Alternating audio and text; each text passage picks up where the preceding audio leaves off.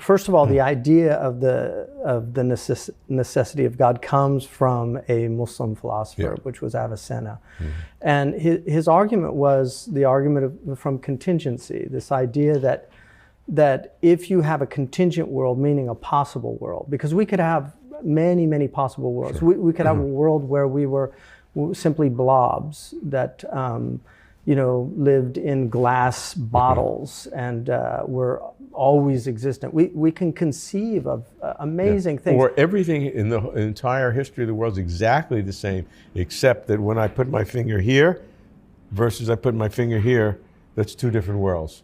Right. Everything else is exactly the same. And so there's literally infinity of infinities of kinds of contingent worlds. Exactly. So that's for sure. And so here we are in this contingent world, and the idea is that the principle there then of sufficient reason asks for an explanation that makes some kind of sense to a contingent world. Avicenna's solution to that was there must be then a necessary being that has aseity, this idea that there's no explanation for that reality's existence. Aseity meaning that the entity in itself has all the requirements for existing. Self-sustaining, does not need anything, is incomplete. One of our definitions of God is the one that is independent of all things, and yet all things are dependent upon that God. And the essence is existence. Essence is the existence. Is not a predicate that explains it. Exactly, because then it would come out, the accidents or the attributes then would come out of the essence, and then you get into all these theological problems. So that is essentially, I think, the traditional view, but conceivability is one of the phenomena of the human mind. I mean, the fact that we can conceive of all these things. Now, the question is, again, it begs the question, your question, of the definition, because we can talk about God. Einstein had a vision of God, but it certainly isn't the God of the theologians. Spinoza, many people have had. So if we're talking about the God of Revelation, if we're talking about the God of Abraham, that is a personal God. That's a God that's actively engaged with the creation. And so that, I think, a lot of people will debate about. But I think most people, our belief is that there is a kind of principial nature. In the Quran, it's called fitra, that people, let me give you an example. Fakhruddin al-Razi, the great theologian, Persian theologian, he said that causality is a fundamental aspect of the mind. And he said you can take an infant and you can hide and throw something in front of the infant. The infant will not assume it popped into existence. It will literally walk around to find the source. And he says causation is a fundamental desire of the human being. And so that is essentially what metaphysics is. It's trying to get to the first cause. Like, where did this all begin? So Aristotle has, his argument from motion, but that's a philosophical God. That's not the God of Revelation. That's not the God of creation ex nihilo.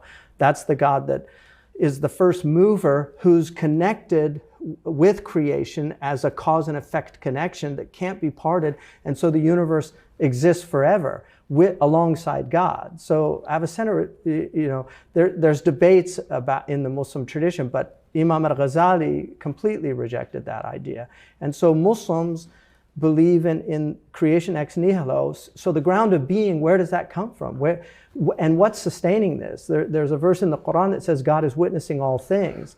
So that witnessing is sustaining existence. And there's a verse in the Quran that's with the most famous verse, which is called the throne verse, that says, God, there's no God but God, the living, the sustainer. And then it says, neither sleep nor slumber takes God.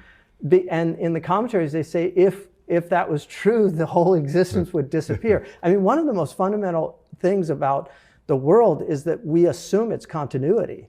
Like, we get up in the morning, I planned to come here to talk to you last night. I didn't, but really, if we believe it just popped into existence randomly, so we have to conceived that it could just pop out of I existence. mean, the alternative is that it always was Bertrand Russell in his famous debate with Copleston. Copleston eloquently put forth the arguments you and I probably agree with, and in a much better way than I could ever do. Brilliant man. And Russell got up and said, the universe just is, and that's all, and sat down. That's to me, that's a very glib answer. You know, first of all, that was probably during the time Fred Hoyle's steady state theory was still very much active.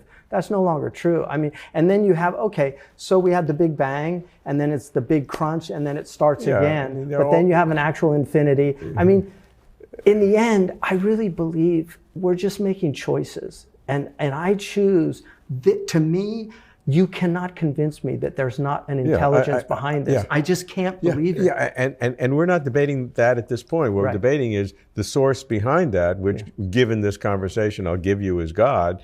What is the necessity of that God? Is it this absolute logical necessity? As they say, in every possible world that we can conceive of, there's no way we can conceive of a world without God, which would make it logically impossible. And I can conceive of a world without God. Yeah, exactly. It's because you have the ability to conceive all possible things, in your all contingent things. But I would say that this creation is always going to compel us to ask that question. And I believe that the prophets, I mean, one of the most interesting things about the prophets is they don't contradict one another. They really do say the same, especially the Abrahamic prophets continually say, there's a God, he's going to judge you, and you better behave.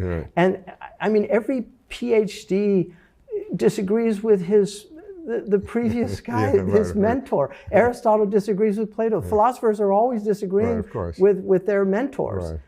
But these prophets are very consistent, and they told us the universe had a beginning. Nobody believed that at the time. They just thought it was always here. Now we actually do believe that it had a beginning. And they told us it has an end. I mean, I think that's a very compelling argument. But one of the things about God is he has left it. He has not given us a criminal type of evidence. It's not beyond a reasonable doubt. He has made it clear and compelling evidence. And I think for the principle of sufficient reason, the most clear and compelling argument is that there is a God behind creation. And if that's the case, I would give you just three categories. I'm sure there are many others. That God's existence, God's own existence and God's own self can be at the most extreme logically forced, and there's no other logical aspect. It can be some kind of metaphysical, which is not quite at the level of logic, or it could be just factual, which is a nice way of saying brute fact. You know, it just is. Not that we don't know. It's not an epistemological question. It's an ontological fact that God just is, and there is no metaphysical or logical reason for it. It's just a brute fact. It's the ultimate brute fact. I mean, those are three possibilities. Most philosophers who are believers that I've met, and again, in the Christian tradition, desperately want it to be a higher level of necessity. So they want it to be logical and don't like it to be a brute fact, factual necessity, even though it's still a necessity, even though there's still God. I don't know, because I want it to be right. I don't want it to just be making God more than God really is.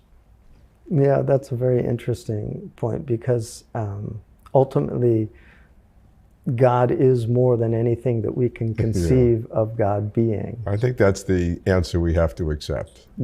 Again, we Muslims put our head on the ground. There's just a submission.